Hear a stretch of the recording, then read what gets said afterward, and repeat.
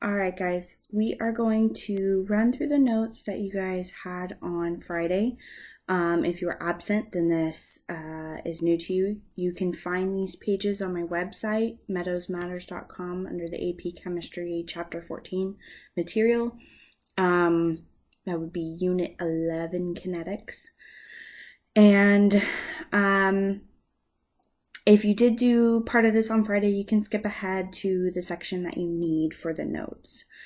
So we are looking at how the rate of a reaction changes with time. So far we've looked at the rate laws so far have allowed for the calculation of the rate of a reaction from the concentration and the rate constant. So rate laws can also be written to show the relationship between the concentrations of the reactants and time. These are known as integrated rate laws. So the term integrated comes from calculus, so it's a method of actually finding these equations. So integrated rate laws are new equations that were derived to help determine the concentration of chemicals at different times in a reaction. So maybe we want to find what the concentration might be after 2 minutes or after an hour if it's a slower reaction or a longer period of time. These are given on the AP exam equation sheet, but were derived using calculus. You will only need to know how to use the equations, not how to derive them. So you'll find them on your equation sheet down in the bottom corner under kinetics. I did a little labeling here you might want to do on yours. So the first one is for zero order, the next equation is first order, the third one is second order. And then this one's a little bit different. We'll talk about what it's for, but it's a first order equation. And then we've got a couple notes over here which you can write down. The natural log of the concentration gives us no units, and when we take e to the natural log of the concentration, we get molarity as our units. So we'll be using that in our calculations. So we're going to start with zero order. Zero order reaction rates, as we know, do not depend on the concentration of any reactant. If the concentration of a chemical is zero order, changing its concentration will not change the rate of the reaction. The first equation on your equation sheet in that section is your integrated rate law for zero order. So I want you guys to write it in this box, and this is the equation we get. Concentration of A with a little t after it minus the concentration of A with a little 0 after it equals negative kT. So the first three equations we're going to look at have all of these same variables. There's 4 variables here. The first one that I have listed here is A with a little 0. So that's the second term given. That is our initial concentration of our chemical. So the brackets mean concentration. The little 0 indicates at time 0. So we're not plugging anything in here. It's just a label for this term. And then our second one is this first term, A with a little t. So that's the concentration of our chemical at a specific time. So say the problem indicates that the reaction ran for 50 seconds. That would be our time we put in, which is t over here. And then this concentration would be the concentration at 50 seconds. So again, this is a label. We're not plugging anything in there.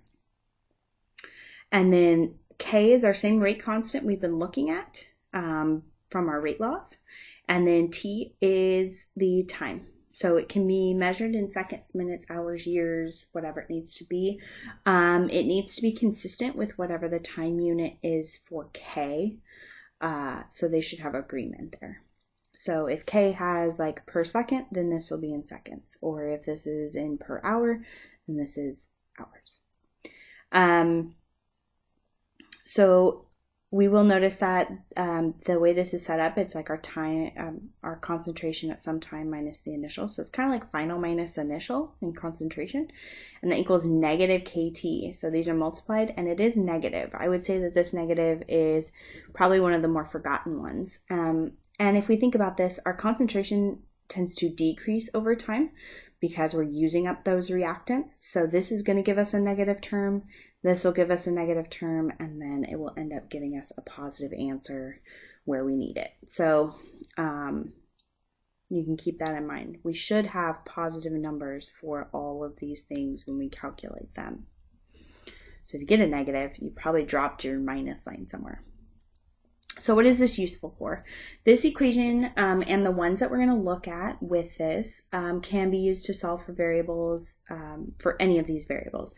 So some of the things we can find are the concentration of a reactant remaining at any time after the reaction begins. So what's like our leftover concentration? The time interval required for an amount of reactant to be used, and the rate constant of the reaction. This is another way to find rate constant. So we're going to take a look at some examples. First one here for zero order. So what is the rate constant for a zero order reaction when the initial concentration of a chemical is 1.25 molar and the concentration after 48 seconds is 1.01 molar? So we have two concentrations given and we have a time period. So what I always like to do is set up all of my variables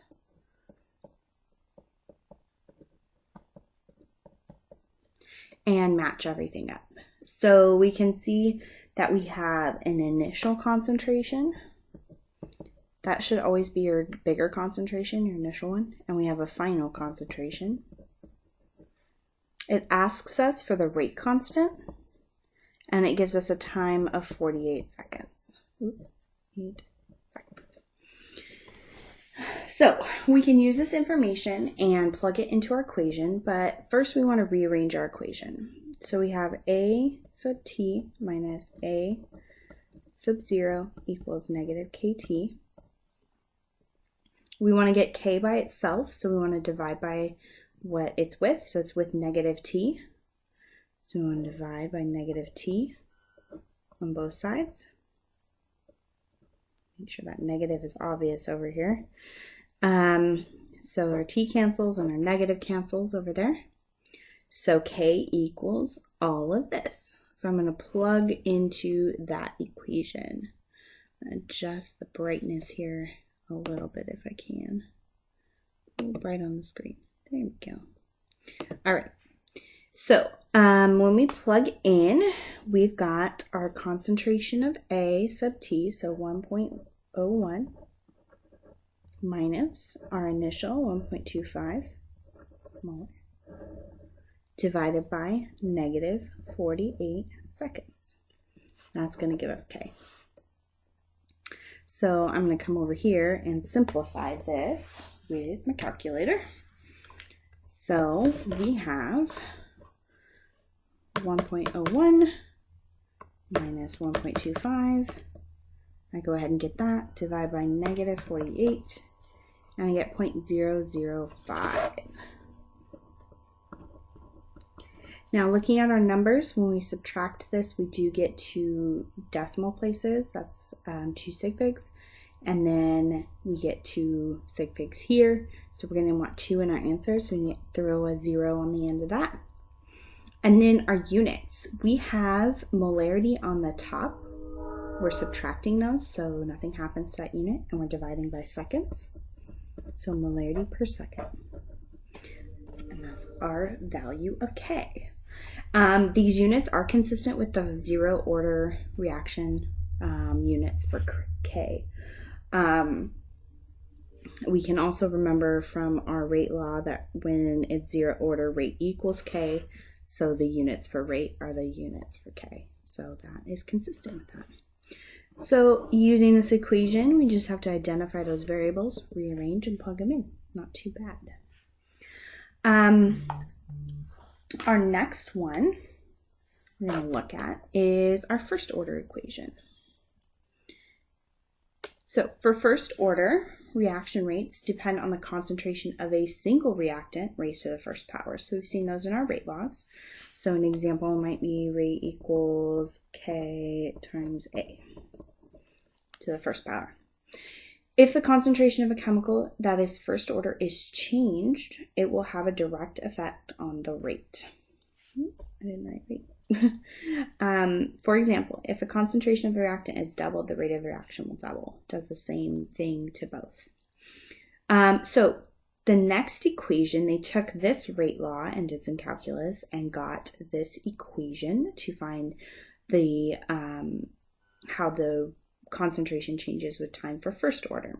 So this one's from your equation sheet. It's the next equation, the second one on your equation sheet. So it's the natural log of the concentration at time t minus the natural log of the concentration at time 0 equals negative kt. So similar equation. Big difference here is we're taking the natural log of both of these values. And that's something that happens with that calculus that they use to do this.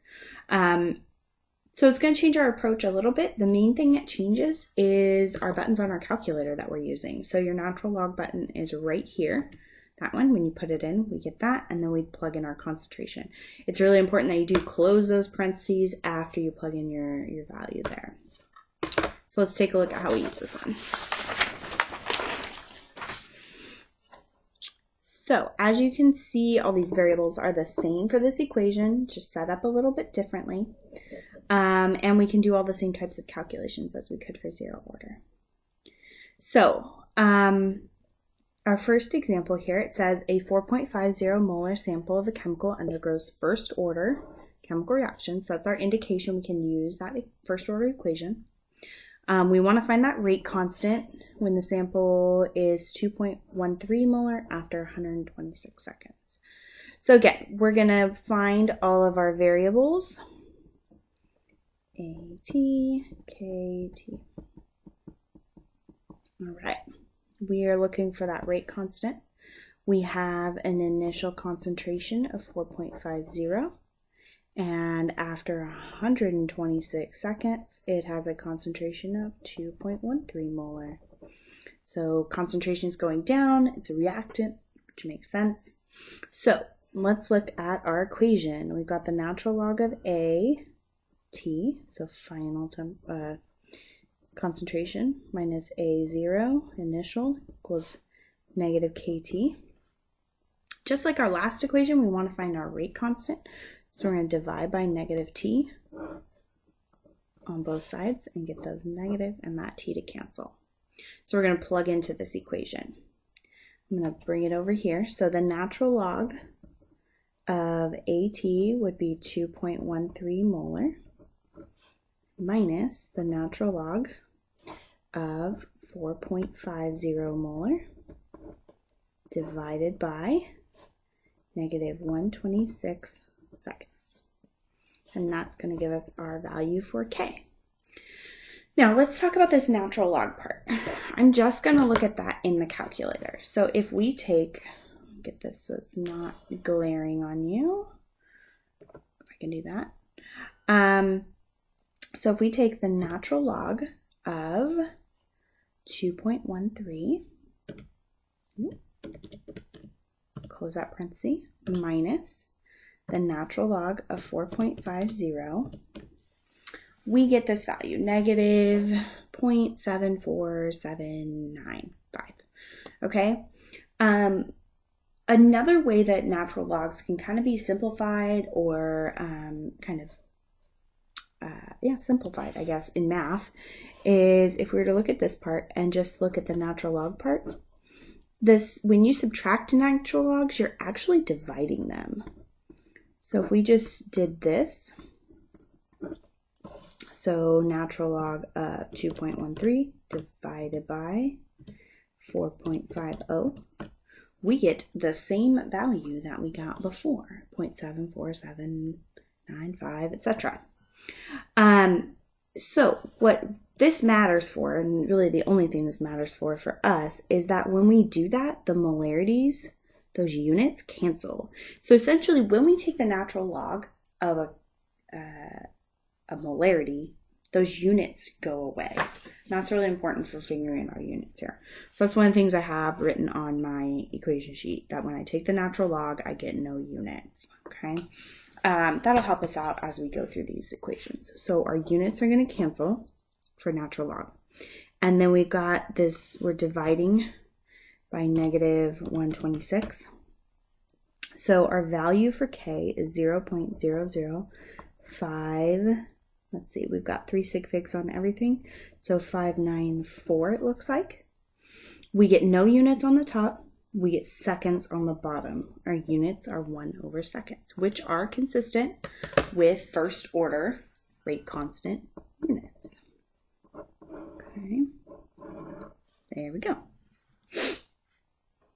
So that gives us an example of how we can find that rate constant. We're going to do a second example, a little bit more on how we deal with this natural log situation, mainly when we need to find one of these concentrations. So this says, what is the concentration of the same sample? So we're still dealing with that initial sample after 4 minutes. So I'm going to scooch over a little bit here to the edge so we got lots of room. So our initial concentration of 4.50 molar is the same.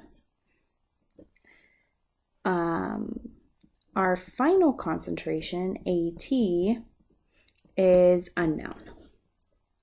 Our rate constant we just found, 0.00594 per second, our units, and our time is 4 minutes.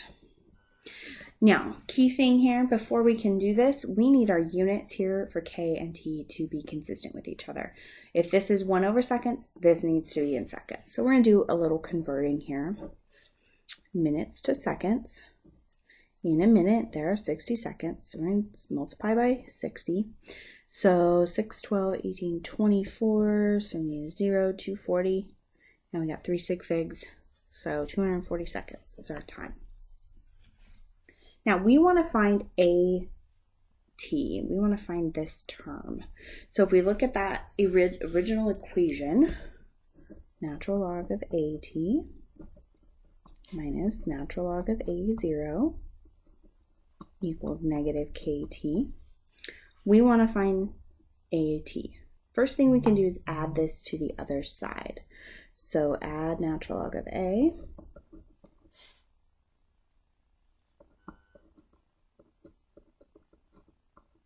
so we get the natural log of AT equals negative KT plus, you might put this in some parentheses so you know that's your time, plus your natural log of A0. All right, now we can do some plugging in. Now when we solve this right now, if we plug in our numbers on the right side, that's fine. We can find this. But we haven't solved for A yet. We've solved for the natural log of A, so we're going to have to undo some work here and get that A by itself. So don't think just because you plug in your numbers, you're done, okay? We're just kind of getting things a little more simplified here.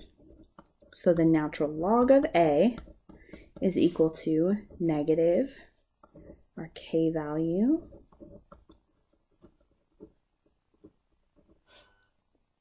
times our time. Go ahead and put that in some parentheses, plus the natural log of 4.50. Okay, let's simplify this.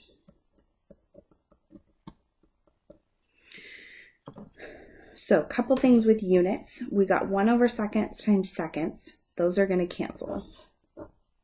We've got the natural log of a concentration. When we take the natural log, we're going to say that our concentration cancels. Okay, so we're going to end up with no units on any of these numbers, and that's okay. We're going to get there. So let's look at our calculation. Let me get it to a spot where you guys can see it. Okay, so negative 0.00594 times 240. I'm going to go ahead and get that answer. And then I'm going to add the natural log of 4.50. And we get this. So do not erase that from your calculator. I'm just going to kind of put the value there. But we have to do a little more work, and we don't want to round to the end on this. Now we need to undo this natural log. So we found the natural log of A is this, but we need just A. To undo a natural log, it relates to your calculator. Your calculator's natural log button is here. Right above it is this e to the x. That is the inverse of the natural log. So we are going to use that e to the x. So on your paper, we're taking e and raising it to that power on both sides. So it's like e to this whole thing, and then e to this value. And that will give us the concentration of A at time t. In your calculator, what we're going to do is we are going to leave our answer in there. So that's our previous answer. So we're going to now just hit second e to the x, and it puts that in. Now our answer disappeared, and that's fine. Now we're going to take second and hit, if you don't know about it, the negative button down here, which says answer right above it. So second and then this, and that puts in your previous answer, and you can hit enter.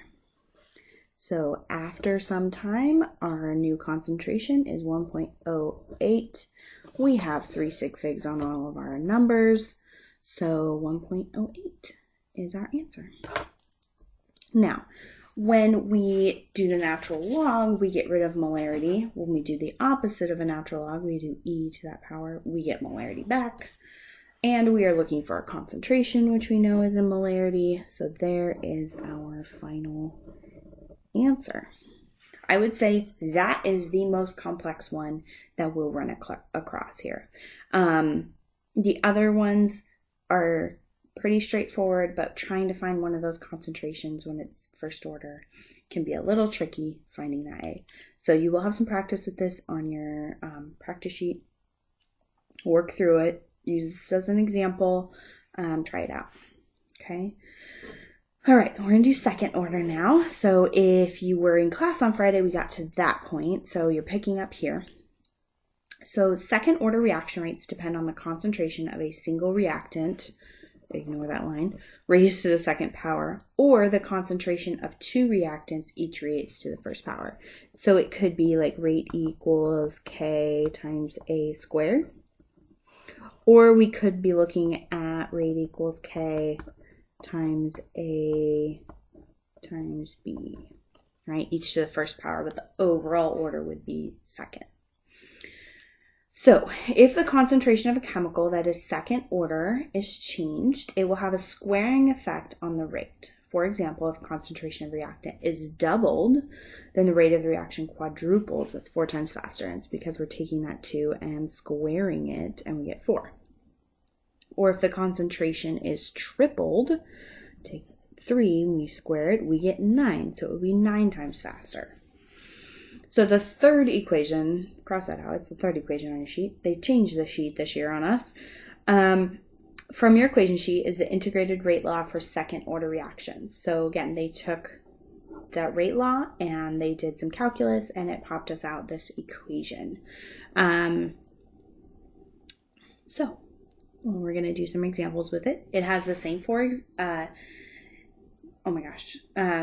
variables. And the equation is set up pretty similarly. We're still doing final minus initial in terms of our concentrations. They are both in a fraction form, so we need to be careful of that. And putting that in our calculator, I would treat these like separate parentheses situations so that you're putting it in properly.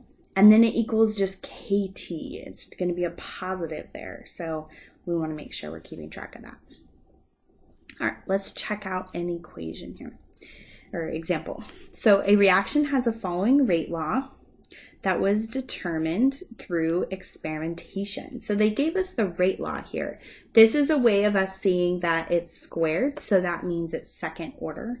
And that's an indication that we can use this equation we were given as opposed to the 0 or first order one. So somehow the problem needs to indicate that order.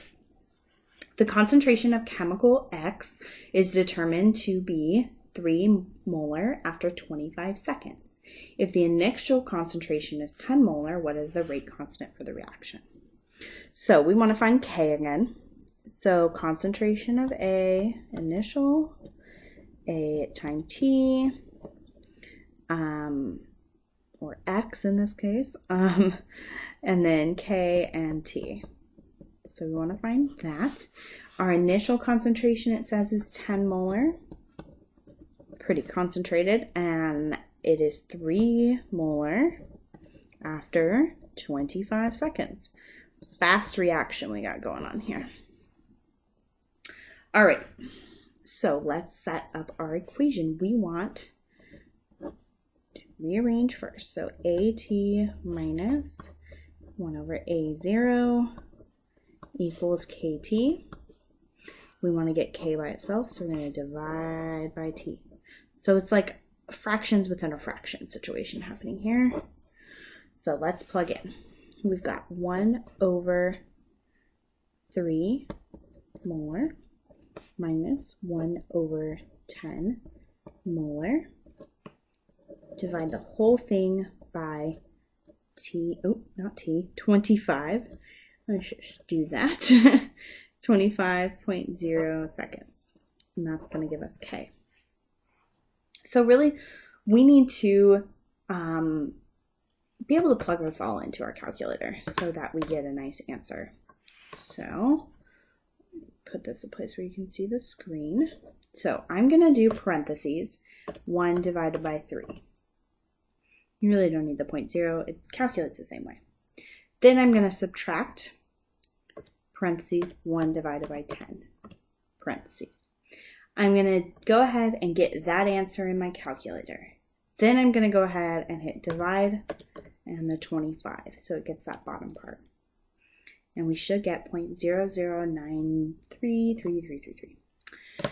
So let's go ahead. We've got 0.009.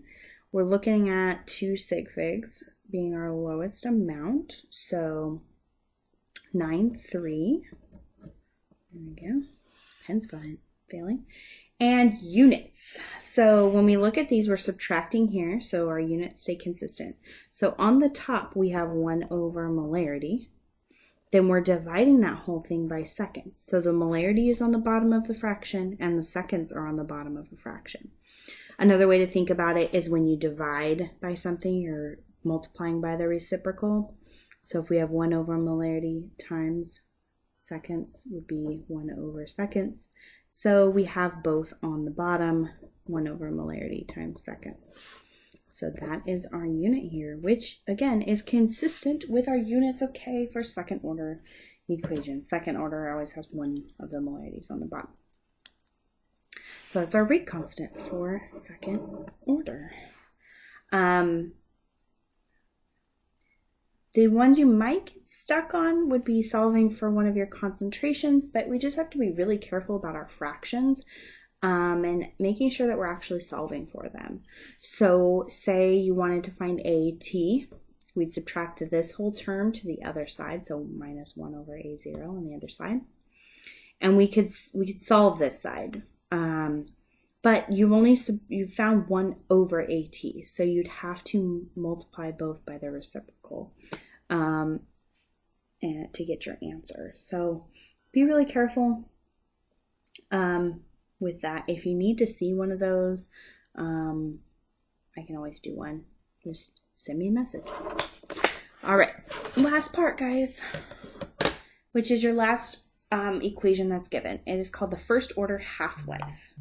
Half-life is kind of a special thing that's done to help us with some of our equations because of the way that their rate works. So the final equation given on the equation sheet concerns the half-life of a reaction. Half-life is the time it takes for the concentration of a chemical to decrease by half or be cut in half. So when we say we're solving for half-life, we're solving for the time, but we look at it based on what's happening to the concentration. The equation was found by simplifying the first order integrated rate law above as shown below. So they took that first order equation, natural log of AT minus natural log of A0 equals negative KT. They took that equation and they plugged in numbers. They plugged in, for the initial, they plugged in 1, and for the time t, they plugged in half. Okay, because it's what we're solving for here is the time it takes to cut our concentration in half. So we really just want this ratio of chemicals, 1 to 0.5, or we could do 2 to 1, or we could do 3 to 1.5. It doesn't really matter what the two numbers are. They just used that ratio. 1 to half. And then they simplified it. So natural log of 0.5 minus natural log of 1 is negative 0.693. They just give us 3 decimal places, 3 sig figs on that. And that equals negative kt. If we simplify that, we divide by negative k. Our negatives would cancel, and we get 0.693 over k. So what they show on your equation sheet is this one over here. The half-life, T1 half, so the time it takes to cut the concentration in half is 0.693 over k. Now, it is very easy that you could just have put in whatever numbers they give you and solve for your time. This is just kind of a simplified equation, and it's because it works this way every single time. So this is only used for first order reactions. It's used that first order equation to get it. We have to use it for that. And it's because their half-life is constant. So let's take a look at a graph of a first order reaction. So in this graph, we have an initial concentration of 2 molar. If we were to take that and cut it in half to 1 molar, the time it takes to get there is called the half-life. So we go from 2 molar to 1 molar, and then we find the time, and this is the half-life. Okay, so half is 1 molar, we go to the line, we drop it down to x, and that's our half-life. So it takes 80 seconds for the concentration to be cut in half. Now it should stay consistent. In another 80 seconds, so 80 plus 80 is 160, we should have half of that concentration. So we go from 1 molar to half. Then in another 80 seconds, it would be 0.25. And another 80 seconds, it would be 0.125. And another 80 seconds, keep going like that. So we get a consistent half-life. So this would be the first half-life. This would be the concentration after the second half-life. This would be the concentration after the third half-life, and so on and so on.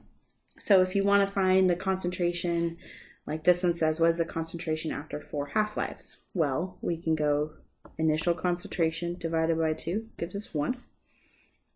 So that's after the first half-life. Divide it by 2, and that gives us 0.5. So that's after 2 half-lives. Divide it by 2, and that gives us 0.25. And we divide that by 2, so that's 4 half-lives, and we get 0.125. So that would be our concentration at our fourth half-life. So after 4, 1, 2, 3, 4. All right, so we can use a graph to find our half-life. We can use the initial concentration to just figure out what's left after so many half-lives, but it's also really powerful to help us find our rate constant because it's kind of easier to solve. So if we took that equation and we want to find our rate constant, 0.693 over k. I won't list my variables because there's only 2 here. If we want to solve for k, this is always the one that students mess up. So I'm going to show you the steps on solving for the bottom of the denominator and then show you the trick. So it's on the bottom. We need to first get it off the bottom. So we multiply both sides by k. This cancels. With me so far. Then we've got these multiplied. We want k by itself. So we're going to divide by t1 half on both sides. So k equals 0.693 over half-life. Okay, so t1 half is just the symbol for the time it takes to cut it in half. It's just your time. So this, you might notice, is if we look at the original equation, t1 half and k have just switched places, which is all you have to do to rearrange and get the value on the bottom. Switch places. All right, so our rate constant is 0.693.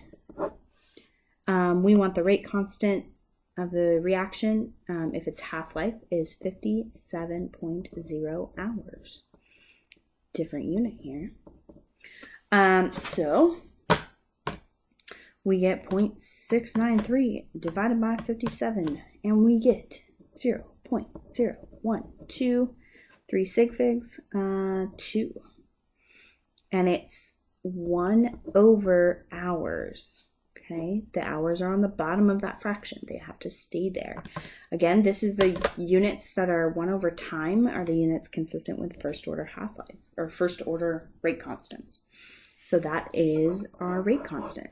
So an easy way of finding our rate constant for first order if we know it's half-life. So which equation do we always use? That is the key. We have 4 new equations. So read the question. Somehow it will indicate either through stating it, saying it's first, second, 0 order, or giving you the rate law with your orders, what the overall order of the reaction is. Then you choose the equation that matches the order.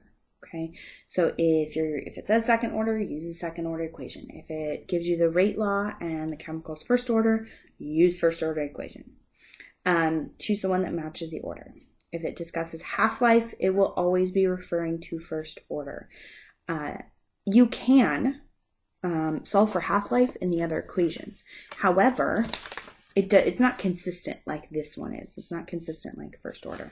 So say they wanted you to find half-life for 0 order, they would just give you values that happen to be like that the initial and the final were. It was half of the initial.